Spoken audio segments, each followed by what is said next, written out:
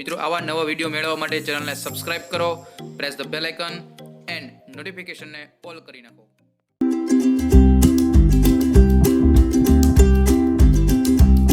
Hello friends, હું જામલ વિશાલ આપ સૌનું મારુતિ એકેડમીમાં હાર્દિક સ્વાગત કરું છું. તો મિત્રો, આપણી મારુતિ એકેડમીમાં ઓલરેડી ગવર્મેન્ટ પ્રિપેરેશન માટે આપણે ભૂગોળ જોઈ ગયા છીએ, ગુજરાતી ગ્રામર જોઈ રહ્યા છીએ અને એનસીઈઆરટી સિલેબસ પ્રમાણે અલગ અલગ ધોરણના આપણે સબ્જેક્ટ જોઈ રહ્યા છીએ દોસ્તો. તો આજે આપણે એક નવો જ ટોપિક, નવો જ સબ્જેક્ટ સ્ટાર્ટ કરવાના છે જે એક્ઝામ પોઈન્ટ ઓફ વ્યૂથી બહુ ખૂબ ઇમ્પોર્ટન્ટ છે. જે સેન્ટ્રલ ગવર્મેન્ટ હોય, બેંક હોય, આપણે ગુજરાત ગવર્મેન્ટ હોય, જીપીએસસી હોય, તમને બધા માટે બેનિફિટ થવાનું છે. અને ઘણા મારા વિદ્યાર્થી મિત્રો છે, એમની એક ફરમાઈશ હતી કે સર રીઝનિંગ ભણાવો તમે, રીઝનિંગમાં ખ્યાલ નથી આવતો દોસ્તો. તો દોસ્તો આજનો આપણો નવો સબ્જેક્ટ આપણે સ્ટાર્ટ કરી રહ્યા છીએ રીઝનિંગ. રીઝનિંગ એટલે શું દોસ્તો? રીઝનિંગ એટલે બીજું કંઈ નહીં પણ તર્કશાસ્ત્ર. જે તર્ક આધારિત જે એક્ઝામમાં આપણે ક્વેશ્ચન પૂછાય છે દોસ્તો, એને આપણે રીઝનિંગ કહીએ છીએ દોસ્તો. હવે રીઝનિંગ છે દોસ્તો, તમે સમજો, શીખો, ભણો, પ્રેક્ટિસ કરો તો બહુ સહેલો વિષય છે. પણ ઇન્સ્ટેડ ઓફ તમે જો નો ભણો, નો તૈયારી કરો, નો પ્રેક્ટિસ કરો તો રીઝનિંગમાં તમને સૌથી વધારે માર્ક કપાવવાની સંભાવના છે દોસ્તો. એટલે રીઝનિંગ આમ જોઈએ તો ખૂબ સરળ સબ્જેક્ટ પણ છે, આમ જોઈએ તો સારા માર્ક બી તમે કવર કરી શકો છો દોસ્તો. તો આજથી આપણે રીઝનિંગ સ્ટાર્ટ કરી રહ્યા છે દોસ્તો. તો પહેલા ફર્સ્ટ ઓફ ઓલ આપણે રીઝનિંગ છે એ કઈ એક્ઝામમાં કેટલા માર્કનું પૂછાય છે દોસ્તો. એટલે કોઈ ફિક્સ રેટ નથી હોતો ભાઈ ચલો 10 માર્કનું પૂછાય, પણ જે આગળના એક્ઝામ છે એને આપણે સર્વે કર્યો એટલે આપણને એટલે ખ્યાલ આવ્યો કે ચલો આ એક્ઝામ છે એમાં આટલા માર્કનું હોય છે. એટલે જનરલી તમારે કેટલો તમારે રીઝનિંગ ઉપર ભાર મૂકવો એ તમને થોડો ઘણો ખ્યાલ આવે કે તમે સચિવાલયની તૈયારી કરતા હો તો સચિવાલયમાં છે તો સચિવાલયમાં કેટલું પૂછાય છે તો કે ભાઈ 6 થી 9 પ્રશ્નો પૂછાય છે એટલે 6 થી 9 માર્કનું હોય છે તો તમારે એ રીતે રીઝનિંગ કરવું પડે. એ રીતે અલગ અલગ ડિફરન્ટ એક્ઝામમાં આપણે આજે જોઈએ. તો પહેલું શું છે તો પોલીસ કોન્સ્ટેબલ. દોસ્તો પોલીસ કોન્સ્ટેબલ છે એની એક્ઝામમાં જનરલી 9 થી 12 ક્વેશ્ચન પૂછાય, 9, 10, 11, 12 આ એ રીતે રીઝનિંગના ક્વેશ્ચન હોય છે. પણ દોસ્તો 2019 ની આપણે જો પોલીસની વાત કરીએ 2019 તો 31 પ્રશ્નો રીઝનિંગમાંથી પૂછાણા હતા અને બાકીના બધા અધર સબ્જેક્ટમાંથી હતા. તો ઘણા મારા વિદ્યાર્થી મિત્રો જેને જીકે બહુ પાવરફુલ છે પણ રીઝનિંગ મેથ્સમાં એને પ્રોબ્લેમ થાય છે, એ લોકોને બહુ ઓછા માર્ક આવ્યા હતા દોસ્તો. એટલે રીઝનિંગ છે દોસ્તો એ બધી રીતે તમને ફાયદાકારક છે. સાથે સાથે જોઈએ તો 31 માંથી ઓલમોસ્ટ 15 થી 17 ક્વેશ્ચન છે એ તો તમને જોતા જ આન્સર આવી જાય એવા હતા અને બાકીના જે ક્વેશ્ચન છે દોસ્તો એમાં થોડું ઘણું કેવડાવ્યું હતું. તો દોસ્તો એવું ફિક્સ નથી હોતું કે 10 થી 15 માર્કનું પૂછું, આ એક જનરલ સર્વે છે. તમે કે હું કોઈ કહી ના શકી આટલા માર્કનું પૂછાય દોસ્તો, પણ એવરેજ તમારે આટલા માર્ક ધારીને ચાલવાનું અને તૈયારી તમારી રાખવાની દોસ્તો. તો પોલીસ કોન્સ્ટેબલ નું મેં તમને કીધું એમ કે 2019 નું પેપર છે બધાને ખ્યાલ છે, જેનું રીઝનિંગ પાવરફુલ હતું એ લોકોને તો બહુ બેનિફિટ થયો જ છે, પણ જેનું રીઝનિંગ નબળું હતું, જેનું જીકે પાવરફુલ હતું એ લોકોને બહુ વાંધો આવ્યો હતો દોસ્તો. હવે આગળ જોઈએ તો પોલીસમાં કોન્સ્ટેબલમાં તમને દોસ્તો જનરલી 10 થી 12 માર્કનું વેટેજ હોય છે એટલે એ રીતે કરવાનું. તો એએસઆઈ પીએસઆઈ છે દોસ્તો એમાં 20 થી 22 પ્રશ્નો પૂછાય છે ઓલમોસ્ટ. હવે આગળ જોઈએ તો સિનિયર ક્લાર્ક છે, બિન સચિવાલય છે, તલાટી છે અને એટીડીઓ છે. આ બધાના દોસ્તો ઓલરેડી ફોર્મ ભરાઈ ચૂક્યા છે, પણ લોકડાઉનના લીધે બધી એક્ઝામ પોસ્ટપોન થયેલી છે, લેવાની હતી પણ ટૂંક સમયમાં લેવાશે એવું કહે છે ગવર્મેન્ટ. તો દોસ્તો આ તમારે ખાસ આ બધી એક્ઝામ જો તમે ફોર્મ ભર્યા હોય તો રીઝનિંગમાં તમારે 6 થી 9 વેટેજ માર્કનું વેટેજ હોય છે એમાં, તો 6 થી 9 માર્ક તમે રોકડા મેળવી શકો છો દોસ્તો. આગળ જોઈએ તો આ નાગરિક પુરવઠા બોર્ડ તરફથી એક 3 એક્ઝામ લેવાય છે. કઈ ડેપો મેનેજર છે, સિનિયર આસિસ્ટન્ટ છે, આસિસ્ટન્ટ ડેપો મેનેજર છે. આ બંને એક્ઝામ તો ઓલરેડી લેવાઈ ગઈ છે એ તમને ખ્યાલ હોય દોસ્તો. તો depot manager, assistant depot manager અથવા સિનિયર આસિસ્ટન્ટની જે લોકો તૈયારી કરતા હોય એ લોકોને ખ્યાલ હશે કે 75% વેટેજ કોનું હોય છે તો કે મેથ્સ અને રીઝનિંગનું દોસ્તો. ખાસ દોસ્તો જો તમે આ 3 વસ્તુની એક્ઝામની તૈયારી કરતા હો દોસ્તો તો તમારે રીઝનિંગ ખૂબ મોસ્ટ ઇમ્પોર્ટન્ટ છે. મેથ્સ અને રીઝનિંગમાંથી 75% સિલેબસ હોય છે અને 25% અધર સબ્જેક્ટ હોય છે દોસ્તો. તો 75 માંથી 32 થી 35 માર્કના પ્રશ્નો પૂછાય છે રીઝનિંગના દોસ્તો. ખાસ depot manager, assistant, senior assistant અને આસિસ્ટન્ટ ડેપો મેનેજર આ ત્રણની જે નાગરિક પુરવઠા તરફથી લેવાય છે એક્ઝામ એની તૈયારી કરતા હોય દોસ્તો તો તમારા લોકોએ ખાસ રીઝનિંગ તમારે ભણવું જરૂરી છે દોસ્તો. તો આગળ જોઈએ તો દોસ્તો ગુજરાત ગવર્મેન્ટમાં તો ખૂબ સારું વેટેજ છે. સાથે સાથે જે પોસ્ટલ આસિસ્ટન્ટની છે, સાથે ગ્રામીણ ડાક સેવા છે, મલ્ટીટાસ્કિંગ સ્ટાફ છે જે પોસ્ટલ વિભાગ તરફથી લેવામાં આવે છે એમાં બી દોસ્તો 10 થી 12 માર્કનું વેટેજ હોય છે દોસ્તો. તો ખાસ ટૂંકમાં તમે જો આ પોસ્ટ ખાતાનું જે તમે તૈયારી કરતા હો તો તમારે રીઝનિંગ મહત્વનું છે. સાથે જોઈએ તો ડેપ્યુટી સેશન ઓફિસર, ડેપ્યુટી મામલતદાર અને જીપીએસસી ક્લાસ 1 2 છે એમાં બી દોસ્તો રીઝનિંગના 9 થી 10 પ્રશ્નો હોય છે દોસ્તો. અલગ અલગ તમે જો જીપીએસસી 1 2 ની દીધી હોય તો તમને ખ્યાલ જ હશે કે 10 પ્રશ્નો રીઝનિંગના બહુ ખૂબ સહેલા હોય છે, તમને ખૂબ રોકડા માર્ક અપાઈ શકે છે દોસ્તો.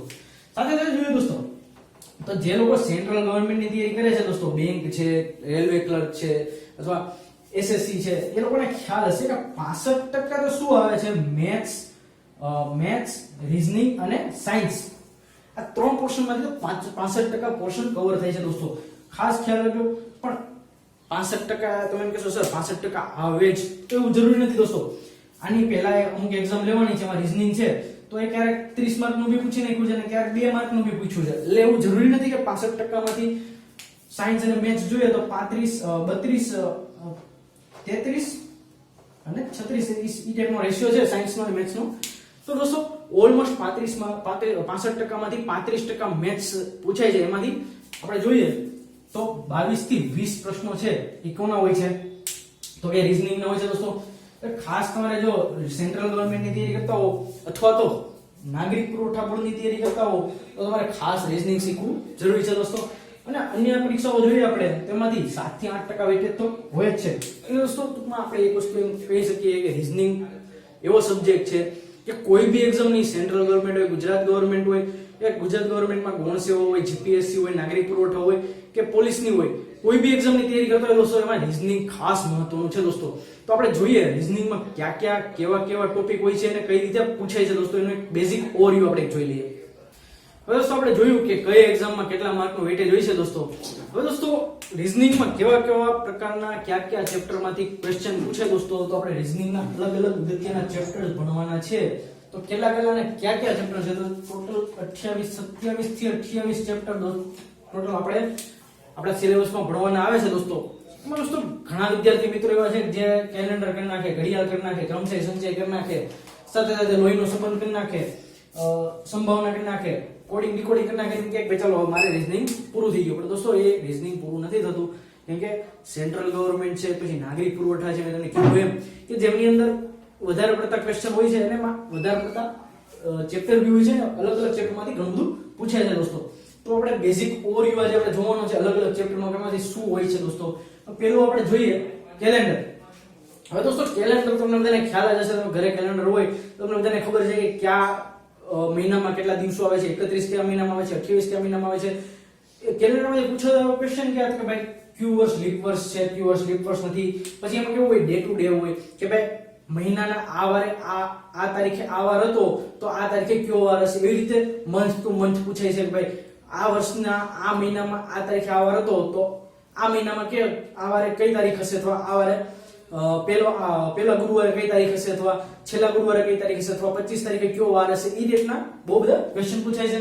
સાથે સાથે જોઈએ તો યર ટુ યર પૂછાય છે કે ભાઈ જન્મ તારીખ આપી દે, ભાઈ સમથિંગ છે ભાઈ એ માણસનો જન્મદિવસ આ વર્ષમાં આ તારીખે હતો, આ વર્ષનો પહેલો દિવસ છે એનો પહેલી તારીખ છે એનો વાર સોમવાર હતો, તો આ માણસના બર્થ ડેટમાં કયો વાર હશે. એ રીતના વારના, તારીખના, સમયના આધારિત, કેલેન્ડર આધારિત ઘણા બધા ક્વેશ્ચન આમાંથી પૂછાય છે. કેલેન્ડર છે તમારે બધી એક્ઝામ માટે ખૂબ મોસ્ટ આઈએમપી છે દોસ્તો, પૂછાય છે. એકાદ માર્કનો ક્વેશ્ચન હોય છે ઘણી વાર. સાથે જોઈએ તો ઘડિયાળ. તો ઘડિયાળમાંથી કઈ રીતના ક્વેશ્ચન પૂછાય દોસ્તો, તો ઘડિયાળમાંથી તમને ખ્યાલ જ છે કે ભાઈ મિનિટનો કાંટો અને સેકન્ડના કાંટા વચ્ચેનો ખૂણો પૂછે, તમને પૂછી લે કે ભાઈ 5:30 વાગ્યા છે તો મિનિટ અને કલાકના કાંટા વચ્ચે કેટલા માપનો ખૂણો કોણ બનેલો હશે. સાથે સાથે શું પૂછાય છે તો કે ભાઈ મિરર ઇમેજ પૂછાય છે. સાથે સાથે જોઈએ તો મિરર ઇમેજ બી હોય છે અને દર્પણ ઇમેજ બી હોય છે અને જલ ઇમેજ બી હોય છે કે પાણીમાં આ રીતે કેટલા પૂછાય છે. સાથે સાથે ઘડિયાળમાંથી આ ટાઈપના ઘણા બધા ક્વેશ્ચન આવી શકે છે. સાથે જોઈએ તો શું છે ક્રમ કસોટી. ક્રમ કસોટી દોસ્તો તમને બધા ઘણા આવડતું હશે. ભાઈ ઘણા બધા વિદ્યાર્થીઓ છે ક્લાસમાં હરોળમાં બેઠા છે, તો ભાઈ એક માણસ છે એનો પહેલેથી આ નંબર છે, બીજા માણસનો છેલ્લેથી આ નંબર છે, તો કેટલા ટોટલ વિદ્યાર્થીઓ હશે. અથવા એક માણસનો પહેલેથી આ ને છેલ્લેથી આ નંબર છે તો એ ટોટલ વિદ્યાર્થીઓ કેટલા હશે. એ રીતના ક્રમ કસોટીમાં ક્રમ આધારિત ક્વેશ્ચન પૂછાય છે. સાથે સાથે બેઠક વ્યવસ્થા દોસ્તો.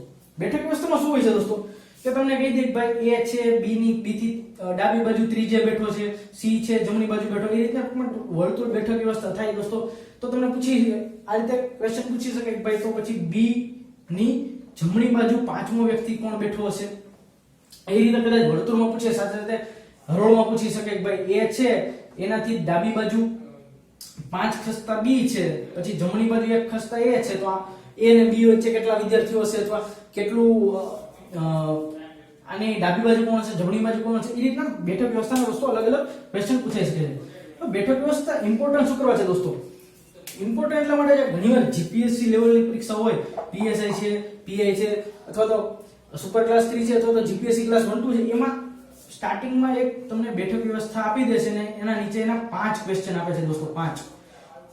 તો 5 ક્વેશ્ચન દોસ્તો તમે બેઠક વ્યવસ્થા જો સરખી રીતે તમે કરી હશે તો તમને 5 ક્વેશ્ચન છે 5 માંથી 5 મળશે. પણ જો તમારા બેઠક વ્યવસ્થામાં એકાદો ક્રમ બી આડોઅવળો થઈ ગયો દોસ્તો તો તમારે 5 માંથી 5 એ 5 જશે અને 0.33 માઈનસ છે દોસ્તો. એ રીતે કરશો તો તમારે ઓલમોસ્ટ 6.5 જેવા માર્ક કપાઈ જશે દોસ્તો. એટલે બેઠક વ્યવસ્થા ટૂંકમાં તમારે ખાસ સમજવી જરૂરી છે. વાંચી અને તમે સરખી રીતે જો પ્રેક્ટિસ કરશો દોસ્તો તો તમને ખ્યાલ આવી જશે. અને આગળ જોઈએ તો લોહીનો સંબંધ છે દોસ્તો. લોહીનો સંબંધ છે એ આમ જોઈએ તો બહુ સહેલો બી છે અને આમ જોઈએ તો બહુ હાર્ડ બી પડે છે. ઘણા દોસ્તોને કઈ રીતે કથન આપેલા હોય છે કે ભાઈ એક માણસ કેમેરા પિક્ચર ઉતારે છે, એક છોકરાનો ફોટો પાડે છે, છોકરો છે માણસને સમથિંગ રિલેટેડ છે, અથવા તો એમ કે ઇનડાયરેક્ટ કથન હોય કે ભાઈ જે માણસ બોલી રહ્યો છે ને જે માણસ સાંભળી રહ્યો છે એ માણસ વચ્ચે આ સંબંધ છે. તો સંબંધ લોહીના સંબંધમાં તમને ગોઠવણી કરતા આવડતી હોય દોસ્તો તો તમને આરામથી લોહીનો સંબંધમાં માર્ક તમે કવર કરી શકો દોસ્તો. તો આગળ જોઈએ તો શું છે દિશાંતર. તો દિશાંતર છે બિગ મોસ્ટ એમપી છે. તો કે 4 દિશાના ક્વેશ્ચન પૂછાય છે, સાથે સાથે 4 ભેટા દિશાના ક્વેશ્ચન પૂછાય છે. અને જો જીપીએસસી ના હોય તો ટોટલ 10 દિશાના ક્વેશ્ચન પૂછાય છે દોસ્તો. કેવી રીતના પૂછાય છે તો કોણનો 360 ડિગ્રી કોણ વર્તુળનો પૂછાય. સાથે સાથે એમ પૂછાય ભાઈ એક માણસ છે એ આ દિશામાં આટલું ચાલ્યો, પછી ત્યાંથી ડાબી બાજુ જમણી બાજુ વળ્યો, ત્યાંથી સીધો ચાલીને ડાબી બાજુ વળ્યો, ત્યાંથી પાછો ફરીને આમ ગયો, પછી શું કે ભાઈ હવે તેનું મુખ કઈ દિશામાં હશે. એ રીતના ક્વેશ્ચન પૂછાય છે. સાથે સાથે શું પૂછાય તો કે ભાઈ પાયથાગોરસના પ્રમેય આધારિત ક્વેશ્ચન પૂછાય. એ રીતે તમને એમ કે ભાઈ અહીંથી આટલું ચાલ્યો છે તો આનું આ બે અંતર આપેલા હોય તો આ અંતર શોધવાનું કે દોસ્તો. એ રીતના દિશા અને અંતર આધારિત તમને ક્વેશ્ચન અલગ અલગ પૂછાઈ શકે છે દોસ્તો. હવે આગળ જોઈએ તો શું છે રોમન અંક. દોસ્તો રોમન અંક છે એ ઘણા વિદ્યાર્થીઓ રોમન અંકને નિગ્લેક્ટ કરે છે અને કટ કરી નાખે છે કે ભાઈ રોમન અંક ક્યાં પૂછે, પણ રોમન અંક છે એ ઘણી એક્ઝામમાં આવી જાય છે દોસ્તો. તો મેં તમને કીધું કે રોમન અંક છે દોસ્તો તો એમાં તમને એક્ઝામ્પલ પૂછાઈ શકે કે ભાઈ 17 છે ને રોમન અંકમાં લખો, અથવા 4980 છે રોમન અંકમાં લખો દોસ્તો, અથવા એમ કહે કે ભાઈ 120 ને રોમન અંકમાં લખો. તો તમારે રોમન અંક ટૂંકમાં શીખવા અને સમજવા ખૂબ જરૂરી છે. એક્ઝામમાં એકાદ માર્કનો ક્વેશ્ચન પૂછાઈ શકે છે દોસ્તો. આગળ જોઈએ તો શું છે મૂળાક્ષર શ્રેણી છે. તો કે એબીસીડી ની શ્રેણી છે ભાઈ એબીસીડી વાઇઝ વર્ગને એબીસીડી વાઇઝ ગોઠવો, તમને 4 આપી દેતા હોય એ રીતે મૂળાક્ષર શ્રેણીમાં ગોઠવવાના ક્વેશ્ચન પૂછાય છે. સાથે સાથે સંખ્યા શ્રેણી છે દોસ્તો. સંખ્યા શ્રેણી દોસ્તો ખૂબ મોસ્ટ ઇમ્પોર્ટન્ટ છે સંખ્યા શ્રેણી, કે જેમાંથી હરેક એક્ઝામમાં એક તો હોય જ છે ક્વેશ્ચન, મિનિમમ એક તો હોય જ છે દોસ્તો. તો સંખ્યા શ્રેણી આપણે જનરલી કેવું કરીએ, કઈ રીતે શોધીએ છીએ તો કે તફાવતથી તમને 4 આપેલા હોય તો તમે બંનેનો તફાવત કરી અને 5મો શોધી શકો ભાઈ, અથવા ગમે તમને પૂછવાનું કે તમે આપી શકો દોસ્તો. આગળ જોઈએ વર્ગીકરણ. વર્ગીકરણમાં કઈ રીતનું હોય ભાઈ 4 તમને ક્વેશ્ચનમાં 4 આપેલા હોય, કોઈ બી વર્ડ આપેલા હોય, કોઈ બી વસ્તુ આપેલી હોય, એના તમારે એના ગુણધર્મના આધારે કોઈ બી એક વસ્તુ અલગ પડતી હોય તમારે વર્ગીકૃત કરવાની હોય તમારે કે ભાઈ ચલો અહીંયા 3 છે એ દેશના નામ આપેલા છે, એક નદીનું નામ આપેલું એટલે ઓટોમેટિકલી તમને આન્સર ખબર પડી જાય કે ભાઈ આમાં શું એક અલગ પડતું છે કે નદી. એ રીતે 3 નદી આપેલી હોય અને પહાડનું નામ આપેલું હોય. એ રીતે કોઈ બી 3 ગુણધર્મના આધારે કોઈ બી તમારા ક્વેશ્ચનમાં ગુણધર્મના આધારે અમુક વસ્તુને અલગ કરી અને જે અલગ પડતી વસ્તુ હોય તમારે આન્સરમાં લખવાની હોય. એ રીતે વર્ગીકરણના ક્વેશ્ચન તમારે જનરલી પૂછાય છે દોસ્તો. તો જોઈએ તો શું છે સમસંબંધ. તો સમસંબંધમાં શું હોય કે કોઈ બી એક વસ્તુ આપેલી હોય જેમ કે 1:1 અને આ 4 મીંડા આપેલા હોય, એવી રીતે બીજી. તો એમાં શું હોય કે આને આ વસ્તુને આ વસ્તુ સાથે જે સંબંધ હોય એ જ આ વસ્તુને આ વસ્તુ સાથે સંબંધ હોય. તો તમને આ વસ્તુ આપેલી હોય, આ વસ્તુ આપેલી હોય, આ વસ્તુ આપેલી હોય, આ વસ્તુ શોધવાની કીધી હોય દોસ્તો. તો તમે આરામથી શોધી શકો ભાઈ આની સાથે જે સંબંધ છે. તમને જેમ કે આ દબાણ આપેલું હોય ને આ બેરોમીટર આપેલું હોય તો તમને ખ્યાલ છે કે દબાણ માપવાનો એકમ શું છે, બેરોમીટર છે. એવી રીતે તમને અહીંયા તાપમાન આપી દે ને ખાલી જગ્યા આપી દે, તમે લખી શકો કે ભાઈ તાપમાનમાં કે ભાઈ તાપમાન માપવા માટે કેનો ઉપયોગ થાય છે તો એ થર્મોમીટરનો ઉપયોગ થાય છે. એ રીતે તમે એ બધા ક્વેશ્ચન અલગ અલગ સમસંબંધમાં તમને એક્ઝામમાં પૂછાઈ શકે છે દોસ્તો. હવે આગળ જોઈએ તો શું છે તો કે શબ્દ નિર્માણ. ઓકે દોસ્તો, તો તમને કોઈ બી વર્ડ આપી દે, એક શબ્દ આપી દે અને નીચે કઈક ભાઈ આ શબ્દ ઉપરથી કેટલા તમારે શબ્દ મળી શકે, કેટલા શબ્દ બની શકે અથવા કેટલા શબ્દ ના બની શકે. એ રીતે ટૂંકમાં શબ્દો ઉપરથી શબ્દ નિર્માણ પૂછાય છે દોસ્તો. સાથે સાથે જોઈએ તો શું છે તો કે શબ્દોનો તાર્કિક ક્રમ પૂછાય દોસ્તો. કે કોઈ બી તમને એક 4 વર્ડ આપી દે, 4 વસ્તુ આપી દે, એમાં વચ્ચે અથવા ગમે ને એક વર્ડની ખાલી જગ્યા આપે અને નીચે લખે કે ભાઈ એ છે, બી છે, બી છે, કે છે, એ રીતે સી છે, એ ડી છે અને ડી છે, એ જી છે. તો આમાંથી કોઈ બી એક વર્ડ મૂકી અને આમાં મૂકો જેથી વર્ડ બને. એ રીતના ટૂંકમાં શબ્દના તાર્કિક ક્રમ પ્રમાણે તમારે વર્ડ બનાવવાના આવે છે દોસ્તો.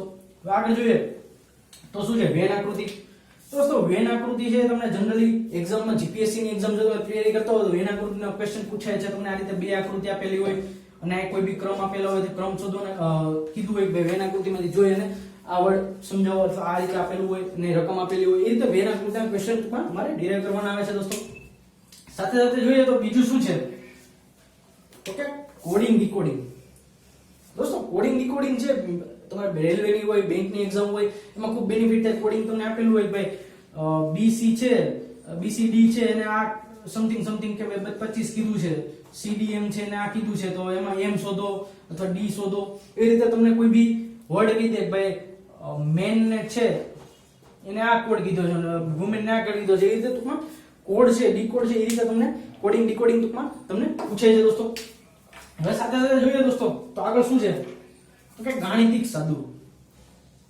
ગાણિતિક સાદું દોસ્તો તમે આગળ નાના ધોરણમાં તમે ભણતા હતા 5, 6, 7 આગળ 1, 2, 3, 4 તો તમે ગાણિતિક સાદુરૂપ શીખ્યા જો. શું છે તો કે બોર્ડ માસ કયો તમે, અથવા તો શું કહી શકો એને તો કે ભાગુસબા. ભાગુસબા ને બોર્ડ માસ આધારિત તમને ક્વેશ્ચન પૂછાય છે અને કઈ રીતે ભાઈ ભાગ્ય હોય, ગુણ્યા હોય, કઈ રીતે પેલા ભાગાકાર કરવા, કઈ રીતે ગુણાકાર કરવા, એ રીતે ગાણિતિક સ્વરૂપ પૂછે. બીજી જો હાર્ડ રીતે પૂછે શું પૂછે તો ભાઈ ગુણાકાર છે એ ભાગાકાર છે, પ્લસ છે એ માઈનસ છે, માઈનસ છે એ પ્લસ છે અને ભાગ્યા છે એ ગુણ્યા છે. તો નીચેનો તમને ક્વેશ્ચન આપેલો હોય એ ડિરાઈવ કરો, એ રીતનું તમને ટૂંકમાં પૂછાઈ શકે દોસ્તો. આગળ જોઈએ તો તમને મેં કીધું એમ કે ગાણિતિક સાદુરૂપ દોસ્તો તમને બહુ બેનિફિટ થાય છે અને બહુ ઘણી વાર પૂછાય છે દોસ્તો. આગળનો ટોપિક છે સંભાવના. તો સંભાવના એટલે શું તો કે ઉદ્ભવતા પરિણામોની સંખ્યા છેદમાં ટોટલ પરિણામોની સંખ્યા દોસ્તો. અને સંભાવના કેવા પ્રકારના દાખલા પૂછાય છે દોસ્તો. તો સંભાવના ખાસ મોસ્ટ ઇમ્પોર્ટન્ટ પૂછાય એવા પત્તાના પૂછાય છે. જે 52 પત્તા છે તો એક આવવાની અથવા બાદશાહ આવવાની અથવા XYZ કોઈ બી તમને પૂછી લે કે એ આવવાની સંભાવના કેટલી. સાથે સાથે સિક્કાની પૂછાય છે કે છાપ કાટ કેટલી વાર ઉછાળો તો છાપ આવે, કેટલી વાર કાટ આવે, એ રીતની. હમણાં સંભાવના દડાના બી પૂછાય છે કે દડો મારો અથવા 6-4 ની સંભાવના કેટલી, આટલા વિકેટમાં આટલાની ઓવરમાં આટલા દડાની સંભાવના કેટલી. એ રીતે ટૂંકમાં સંભાવનાના દાખલા તમારે ખૂબ મોસ્ટ ટાઈમ છે દોસ્તો એક્ઝામ પોઈન્ટ ઓફ વ્યૂથી. આગળ જોઈએ તો શું છે ક્રમચય, સંચય. ઓકે દોસ્તો આ બંને ડિફરન્ટ વસ્તુ છે, ક્રમચય અને સંચય. તમે ઘણીવાર લખેલું હશે NPR અને NCR. તો શું છે તો આ ક્રમચય છે, આ સંચય છે. ક્રમચયમાં ક્રમનું મહત્વ ન હોય અને સંચયમાં હોય. તમને એમ કહી દે કે ભાઈ ABC છે એને બે ના ગ્રુપમાં મૂકો તો કેટલા ટોટલ પરિણામોની સંખ્યા મળે. તો તમે આમાં ક્રમનું મહત્વ હોય તો ભાઈ AB અને BC આ બંને BA આ બંને તમને અલગ અલગ ઇન્ડિવિડ્યુઅલ જોડી બને. તમે એ જ રીતે તમને સંચયમાં પૂછી નાખે કે ભાઈ A, B ને C નામના 3 છે એને પ્લેનમાં બે ની જોડીમાં મોકલવાના છે તો તમારે કેટલી જોડી બને. તો એમાં તમે AB બનાવી શકો પણ BA ના બનાવી શકો કેમ કે એમાં ક્રમનું મહત્વ ન હોય દોસ્તો. તમે એક જ જોડી ગણવી પડે. એટલે દોસ્તો તમને ક્રમચય સંચયમાં આગળ NPR અને NCR ના અલગ અલગ સૂત્ર છે ને મોસ્ટ ઇમ્પોર્ટન્ટ ટોપિક છે એ તમે આગળ જોશું આપણે એક્ઝામમાં. હવે જોઈએ તો શું છે આગળનો ટોપિક તો કે કોયડાઓ. તો એક્ઝામમાં તમને કોયડાઓ બી પૂછાય છે. અલગ અલગ કોયડા છે જેમ કે કમ્પેરિઝન આધારિત કોયડા હોય કે ભાઈ A થી B મોટો છે, B થી B નાનો છે તો સમથિંગ કોણ મોટું છે, એ રીતના કોયડાઓ આવે છે. અલગ અલગ પ્રકારના અલગ અલગ કોયડાઓ જોવાના છે દોસ્તો આપણે. પછી જોઈએ લુપ્ત સંખ્યા. કોઈ બી એક તમને ક્વેશ્ચન આપેલો હોય એમાં વચ્ચે લુપ્ત સંખ્યા આપી દીધી હોય અને એના ગુણધર્મના આધારે તમારે લુપ્ત બીજા બધી ક્વેશ્ચનમાં બીજા બધી જે વસ્તુઓ હોય એના ગુણધર્મના આધારે લુપ્ત સંખ્યા તમારે ગોતવાની હોય. સાથે સાથે જોઈએ તો શું છે કે દર્પણ પ્રતિબિંબ. તો દર્પણ પ્રતિબિંબ છે તો અંકો છે, મૂળાક્ષરો છે, ABCD છે એના દર્પણ પ્રતિબિંબ કેવા હોય. સાથે સાથે મેં તમને વાત કરી એમ કે ઘડિયાળના છે કે ઘડિયાળમાં આટલા વાગ્યા છે, દર્પણમાં કેટલા વાગ્યા હશે, તો મિરરમાં કેટલા મિરર ઇમેજ ટૂંકમાં તમને કેટલી કઈ રીતની પડતી હશે.